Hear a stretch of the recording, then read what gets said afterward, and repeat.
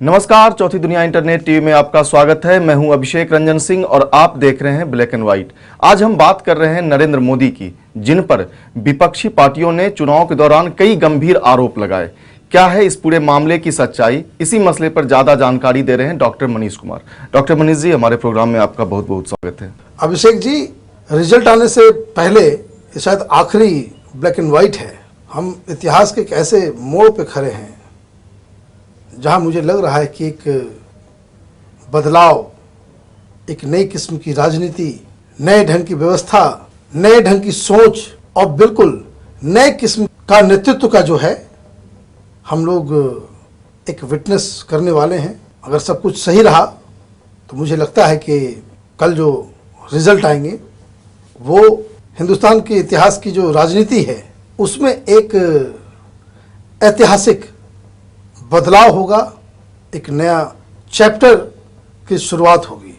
ये मेरा जो है एक गट फीलिंग है, आप इसे इच्छा भी कह सकते हैं, लेकिन मुझे लगता है कि कल से जो है रिजल्ट के आने के बाद से सबसे बड़ी चीज़ कि हिंदुस्तान के लोगों में जो है कि हम इस दुनिया में कुछ आगे कर सकते हैं, एक वर्ल्ड पावर बन सकते हैं, एक इकोनॉमिक पावर बन सकते हैं, उसकी जो है शुरुआत होगी। एक हौसला जो है, सबसे बड़ी बात कि हमें एक जो है कॉन्फिडेंस का संचार जो है होना चाहिए। मनीष जी, लोकसभा के चुनाव खत्म हो गए, लेकिन इस चुनाव के दौरान विपक्षी पार्टियों ने बीजेपी के प्रधानमंत्री पद के उम्मीदवार नरेंद्र मोदी पर बहुत संगीन आरोप लगाए। पहला आरोप है बेशुमार पैसे के खर्च को लेकर। आपको इन आरोपों में क्या सच्चाई दिखती है? संगीन आरोप नहीं है, इसको कहते हैं कि राजनीतिक आरोप है जी।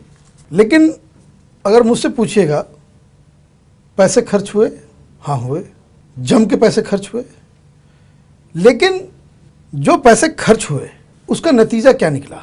तो सबसे पहला नतीजा जो मुझे सामने नज़र आ रहा है और जिसके लिए नरेंद्र मोदी और भारतीय जनता पार्टी को धन्यवाद देना चाहिए, किसी भी अनबायस्ड जर्नलिस्ट और एनालिस्ट को, वो इसलिए कि आपने देखा कि इस पैसे की वजह से टीवी पे मोदी, रेडियो पे मोदी, होर्डिंग्स पे मोदी, सेल फोन अपना खोलिए तो Modi, SMS, Facebook, Twitter, YouTube, हर जगह मोदी ही मोदी छाए रहे। और इसका डायरेक्ट बेनिफिट ये हुआ कि हिंदुस्तान ने वोटिंग का एक जो है कीर्तिमान स्थापित किया।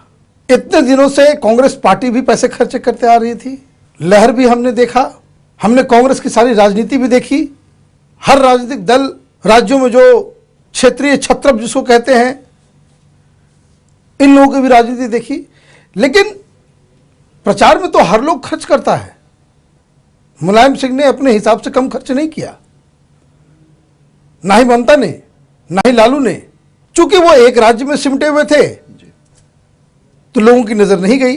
लेकिन मैं कहता हूं कि अगर पैसे खर्च भी हुए तो इसका सबसे ज्यादा जो बेनिफिट वो देखने को मिल रहा है कि सिर्फ और सिर्फ नरेंद्र मोदी की वजह से ये वोटिंग परसेंटेज अपने ऐतिहासिक आंकड़े पे जो है पहुंच गया।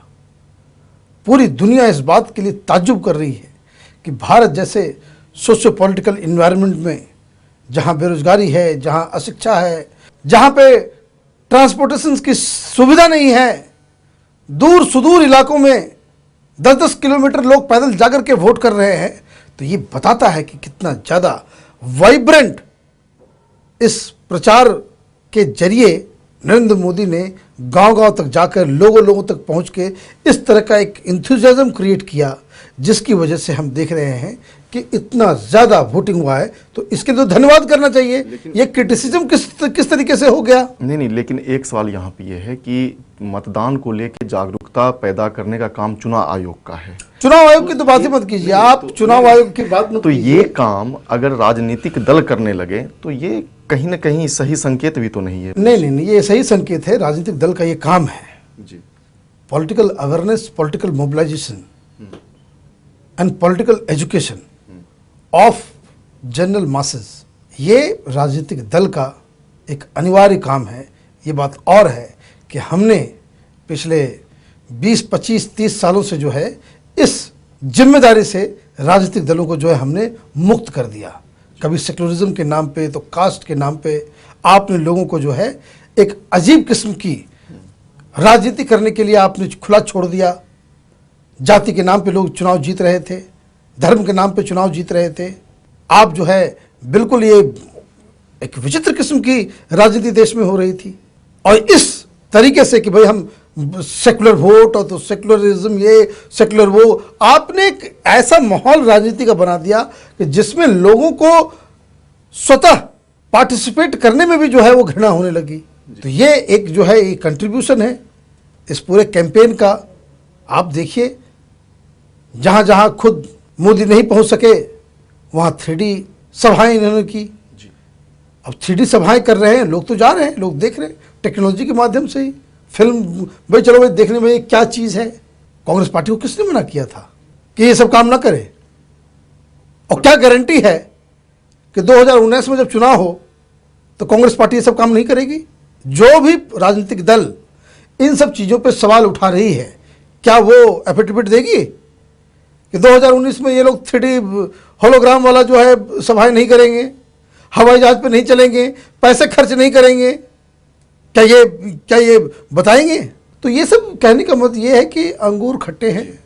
आप नरेंद्र मोदी को इस बात की बधाई देनी चाहिए कि उन्होंने एक वेल प्लान अपना कैंपेन तैयार किया और उसको एग्जीक्यूट किया। और ये बात यहाँ पे मैं बताना ज़रूर चाहूँगा कि इन्होंने इतनी सारी सभाएं की और जो ग्राउंड की रिपोर्ट्स बताती हैं कि वो टाइम पे ही पहुँचे। हमने बहुत सारे इलेक्शंस कवर किए हैं जहाँ नेता 4 बजे का टाइम दे रहा है, 7 बजे पहुँच रहा है, क्योंकि वो मैनेज नहीं कर पाते। वो मैनेजमेंट इतना ढीला ढाला, इतना बेकार होता है कि समय का कोई कायदा ही नहीं रहता। तो आप तो एक वेल प्लान्ड, वेल ऑर्गेनाइज्ड व्यक्ति को आप शाबाशी दोगे या आप उसको क्रिटिसाइज करोगे? ये कांग्रेस का कहना है कि हमने इस बार चुनाव प्रचार में अधिक पैसे खर्च नहीं किए, इसलिए मेरे पास पैसे नहीं थे। क्या आपको लगता है कि कांग्रेस ने जो स्वीकार किया है कि उनके पास पैसे नहीं है इसलिए उन्होंने चुनाव में खर्च नहीं किए, इसके बनिस्बत बीजेपी ने बहुत ज़्यादा पैसा खर्चा किया और उनका पूरा जो चुनाव रहा वो प्रचार पे ही आधारित रहा? अब ये बात वही है कि कांग्रेस पार्टी ये बात बोलती है तो बड़ा शर्मिंदगी लगती है मुझे जी। ये जो है ये सफ़ेद झूठ है। जो पार्टी पैसे के दम पे ही अभी तक राजनीति करती आई, जिसके बैंक अकाउंट में आज भी बीजेपी से ज़्यादा पैसा है, जिसके पास इस साल भी, इस चुनाव में भी जो चंदे आए हैं वो बीजेपी से ज़्यादा आया है, उसके बाद भी ये रोना रोए कि भाई हमारे पास ये नहीं था। आपने भी तो एक जापानीज एजेंसी रखा, राहुल गांधी को एक विकास पुरुष, एक यूथ लीडर बनाने के लिए आपने 600 करोड़ रुपए खर्च किए। आपने यूपी के चुनाव के समय 200 करोड़ रुपए खर्च किए थे कि राहुल गांधी के इमेज को बनाया जाए ऐसा कि वो देश का यूथ का अकेला लीडर, यंग एंड डायनेमिक। तो घोड़े को पानी तक तो ले जाया जा सकता है, पिलाया थोड़ी जा सकता है।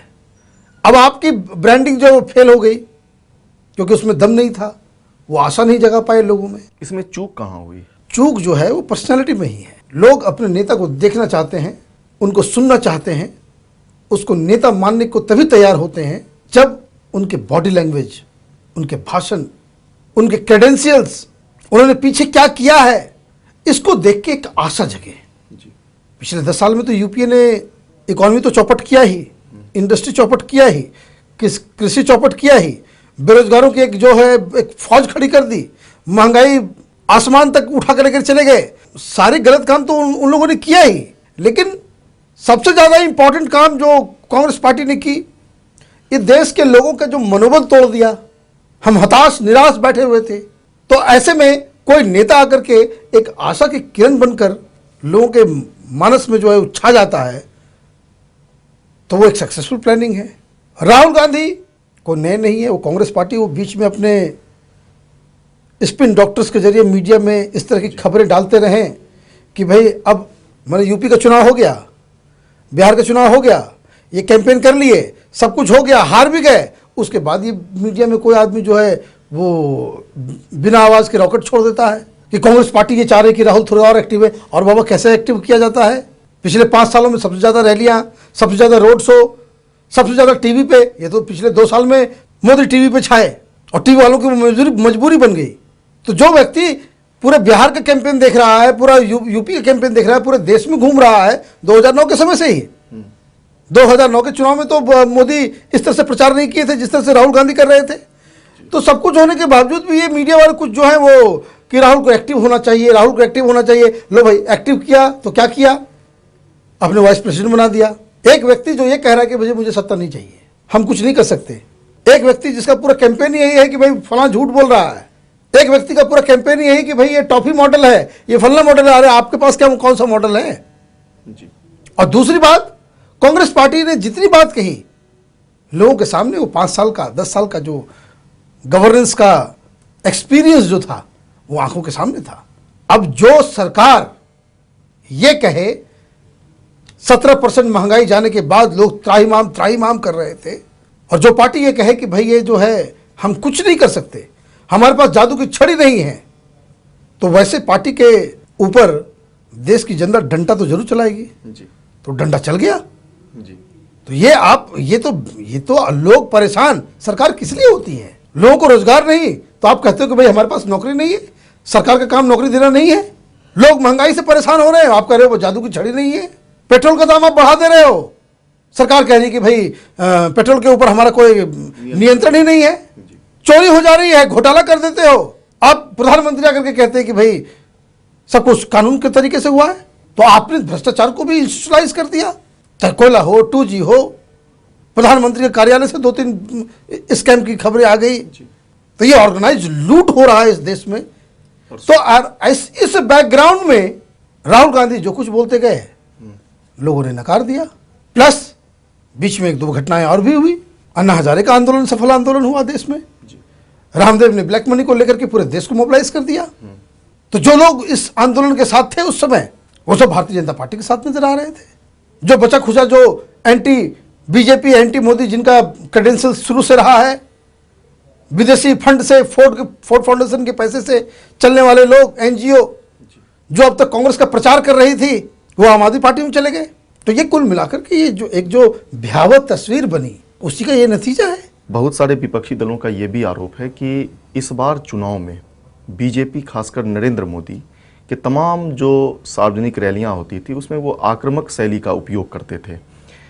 क्या जो आरोप कांग्रेस लगा रही है इसमें कितनी सच्चाई आपको दिखती है? अब देखिए, ये आक्रामक है तो कांग्रेस वाले को ये बताना चाहिए कि भाई जब यूपी का चुनाव हो रहा था, जब राहुल गांधी इस तरह से हाथ पैर बना करके एंग्री यंग मैन बन रहे थे, वो किसके इशारे पे कर रहे थे? मैंने कुछ यूपी चुनाव के समय जो ब्लैक एंड वाइट हुआ तो मैंने बताया था जी, कि जो PR एजेंसी जो इनका इमेज मेक ओवर करने के लिए आई हुई थी, तो उन्होंने ये सजेशन दिया था कि राहुल गांधी को उसी तरह से एक्ट करना है, बॉडी लैंग्वेज वैसा ही रखना है जो दीवार फिल्म में अमिताभ बच्चन का हुआ करता था, एंग्री यंग मैन का जी। ये बाकायदा एजेंसी ने बताया, मैं मजाक में नहीं कह रहा हूँ। ये बाकायदा जिस एजेंसी ने मेकओवर का पूरा ठेका ले रखा था यूपी चुनाव के दौरान और बिहार चुनाव के दौरान, उनका ये प्रस्ताव था कि राहुल गांधी को दीवार फिल्म में जिस तरह अमिताभ बच्चन थे वो वैसा ही जो है नजर आना चाहिए। इसलिए वो कागज फाड़ रहे थे, इस तरह से वो हाथ पैर ये कर रहे थे, जिसपे शरद यादव उन्होंने कहा था कि एक बब्बुआ आया है, ऐसे ऐसे करता है। तो वो पूरा वो प्री प्लान था। पहली बार कांग्रेस पार्टी यूपी के अंदर में लोग नहीं आ रहे थे। आप देखिएगा बहुत सारे टीवी चैनलों पे कांग्रेस फीड करके आता है। अच्छा, तो होता क्या है कि वो सिर्फ इतना दिखाते हैं, मालूम चला कि उनके जो है फेशियल एक्सप्रेशन और उसको कवर करने के लिए जो है पूरा वही फीड सारे टीवी चैनलों को दे दिया जाता है। टीवी चैनलों को भी अच्छा लगता है कि भाई मुफ्त में फीड आ रहा है डायरेक्ट, और वो लाइव कर देते थे। हालांकि लोग नहीं हुआ करते थे उस समय। तो आप जो है आपने लीड किया। यूपी में आपके पास 22 सीटें थी लोकसभा की, सबसे बड़ी पार्टी थे आप, और आपका पोजीशन जो है इन चारों मुख्य पार्टियों में सबसे नीचे पहुंच गया। असेंबली में आप सिर्फ 27 सीट जीत सके। तो राहुल गांधी के नेतृत्व क्षमता के ऊपर सवाल उठा। 10 साल हो गए पार्लियामेंट के अंदर में, यूपीए सरकार के दौरान आपने 2 बार सिर्फ मुंह खोला। लोकपाल वाले में भी आपने जब बातचीत की तो पता नहीं कहाँ से आपने आइडिया दे दिया कि लोकपाल को एक संवैधानिक संस्था होनी चाहिए और ये होना चाहिए, वो भी आप पढ़ रहे हो। जो व्यक्ति इस तरह का एक उदाहरण पेश करेगा, उस उदाहरण को लेकर के लोग तो उसको अपना नेता मानेंगे नहीं। अच्छा, एक तो इसलिए चूंकि आपका एग्रेशन फेल हो गया, क्योंकि आपका एग्रेशन फेल हो गया, इसलिए जो है सामने वाले के एग्रेशन को जो है आप भला बुरा कह रहे हैं। जैसे राहुल गांधी ने जिस तरीके से अध्यादेश को फाड़ा, आखिर किस हैसियत से पार्टी का कोई अगर उपाध्यक्ष हो? देखिए पार्टी का उपाध्यक्ष नहीं है वो। Congress party is a private limited company of Gandhi family. आइए, उपाध्यक्ष का कोई मतलब थोड़ी है। तो एक मालिक के हैसियत से उन्होंने जो है उस अध्यादेश को फाड़ दिया। उसके लिए नियम क्या, उसके लिए कानून क्या? उस पार्टी के अंदर सब लोग उसके सबऑर्डिनेट है। इसको आप इस तरह समझिए। अब ये किताब जो आ गई है, 2-3 किताबें जो आ गई हैं, आज तो एक और किताब, हाँ, तो उससे आप कोई शक बचा है क्या कि ये लोग जो सत्ता जहर है और पूरा जो है जहर का कारखाना जो है अपने घर में बिठा के रखे हुए हैं गांधी फैमिली के लोग जी। तो ये जो है सत्ता कहाँ पे है, ये आप बताने की जरूरत थोड़ी है। अच्छा, एक कांग्रेस का ये भी कहना है कि नरेंद्र मोदी को एक ब्रांड के रूप में पेश किया गया। अरे भाई, ये बड़ा अजूबा तर्क है जी। पिछले 12 साल से आप क्या कर रहे थे? गोधरा दंगे के बाद आप मोदी की ब्रांडिंग में लगे हुए थे। मोदी की ब्रांडिंग जो है आप करने के लिए आपने एनजीओ खड़े किए, प्रोफेशनल प्रोटेस्टर्स का पूरा हुजूम खड़ा किया, कोर्ट में लड़ने वाले, मोदी को बदनाम करने वाले एक्सपर्ट्स पैदा किए, देश विदेश में जा करके जो गुजरात के बारे में जो विधवा विलाप कर रहे थे, झूठ सही सब।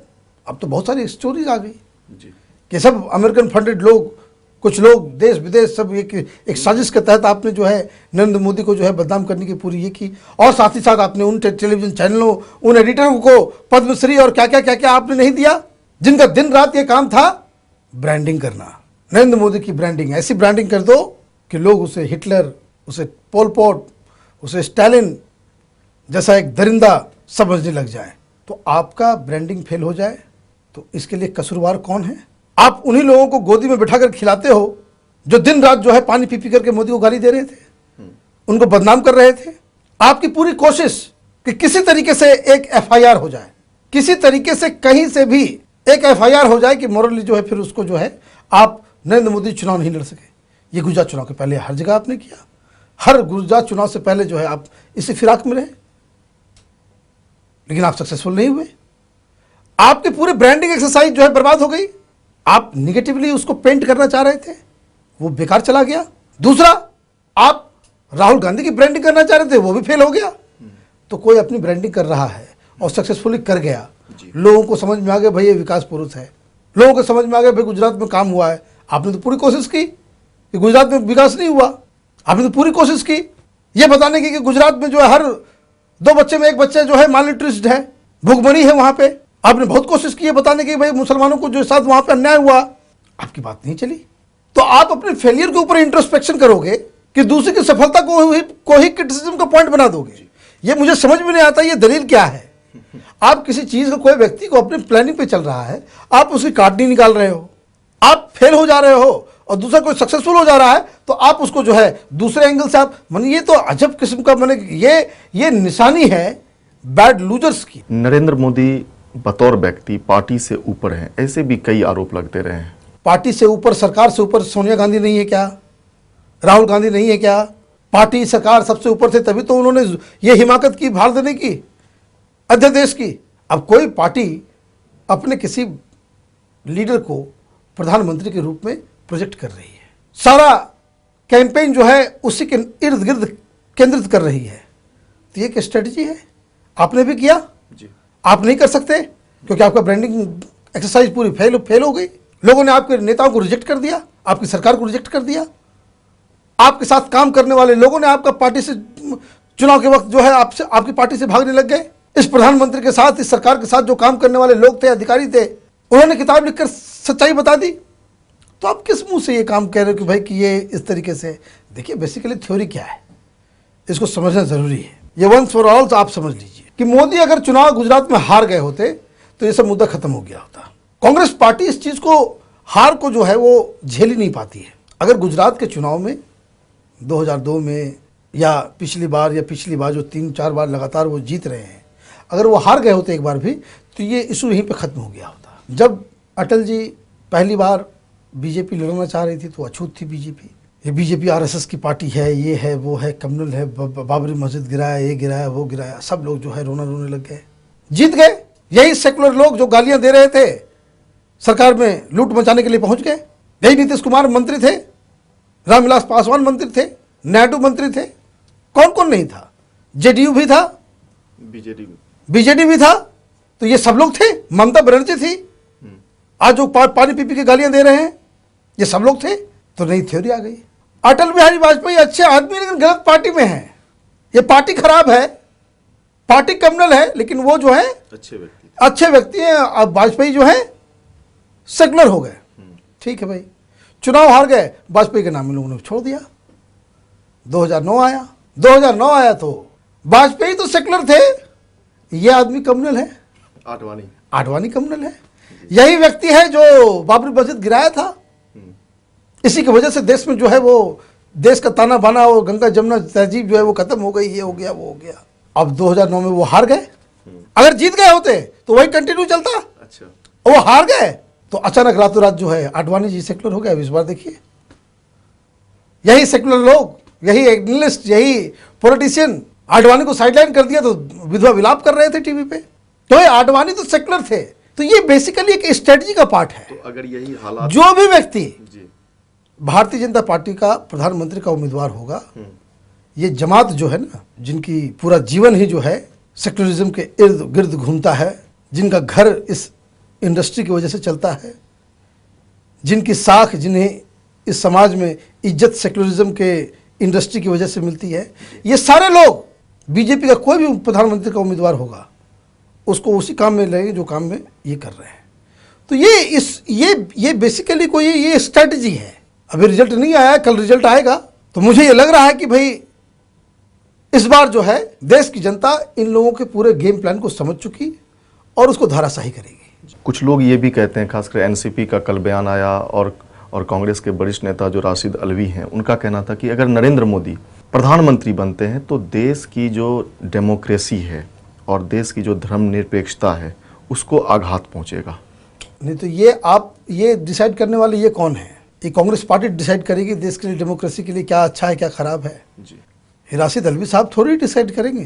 तो ये राजीव गांधी जब प्रधानमंत्री बने, जब उनके नाक के नीचे दिल्ली में सिख को काटा जा रहा था तो उससे सेक्युलरिज्म मजबूत हो गया। कांग्रेस पार्टी के रिजीम में 4000 दंगे हुए, एक से एक भयानक भयंकर। तो ये चीज जो है, ये मुझे बताइए कि ये उससे सेक्युलरिज्म मजबूत हो गया।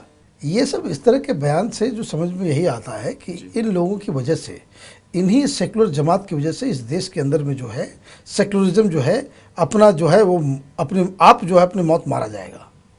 क्योंकि इन्होंने सेक्युलरिज्म के नाम को इतना ही घृणित कर दिया है कि वो आज सोशल मीडिया में देखिए वो जोक बन गया है। क्यों जोक बन गया है? यही इन लोगों, अरे 66% लोग ऐतिहासिक ढंग से लोग अपना फैसला सुना रहे हैं, उसका जो वर्डिक्ट होगा उसको स्वीकार करना पड़ेगा। आप देश के विजडम को, लोगों के विजडम को जो है इस तरह से आप खारिज नहीं कर सकते। आप बहुत बड़े विद्वानों का हैं और बहुमत अगर मिल जाती है एनडीए को, अपने आप अगर ये बहुमत ले आते हैं तो राशिद अलवी मानेंगे कि देश जो है कम्युनल हो गया, देश जो है कम्युनल हो गया। फिर तो ये सब इन लोगों को समझ में नहीं आ रहा है क्या बोलना है नहीं बोलना है। तो ये सब बेकार की चीज़ है। मनीष जी, एक आखिर सवाल कि कई राजनीतिक दल, सामाजिक संगठन, सोशल मीडिया पे भी इस बात की चर्चा है कि जिस तरह से बीजेपी ने चुनाव प्रचार किया और नरेंद्र मोदी का जिस तरह से उभार हुआ, उससे देश के दूसरे क्षेत्रीय दलों के वजूद पे एक संकट पैदा हो जाए। देखिए, बिल्कुल संकट पैदा होना चाहिए, हो गया है और बिल्कुल ये देश की राजनीति के लिए बेहतर है। कैसे? वो इसलिए बेहतर है कि ये टेस्ट है देश की जनता का कि क्या हमारा मैच्योरिटी लेवल, वोटर्स का जो मैच्योरिटी लेवल है वो ऊपर हुआ है या नहीं हुआ है। क्या हमारे देश की जनता इस चीज को डिफ्रेंशिएट करके वोटिंग कर पाती है या नहीं कर पाती है कि केंद्र की सरकार जब हम आप चुन रहे हैं तो जो नेशनल पार्टीज हैं उसको वोट कर रही है नहीं कर रही है। और जब लोकल चुनाव हो, अभी आप जितनी भी चुनाव आप देखें जहाँ जहाँ क्षेत्रीय पार्टियाँ हैं चाहे वेस्ट बंगाल हो, चाहे वो उड़ीसा हो, चाहे वो तमिलनाडु हो, चाहे वो बिहार हो, उत्तर प्रदेश हो, वहां पे क्षेत्रीय पार्टियां जहां पे हैं, क्षेत्रीय पार्टी को जो है लोग चुन रहे हैं, क्योंकि उनको लगता है कि भाई मुख्यमंत्री का काम, क्षेत्रीय पार्टी जो है उसको स्टेट में जो है अच्छी सरकार दे पाएगी, उनके मन मुताबिक काम कर पाएगी।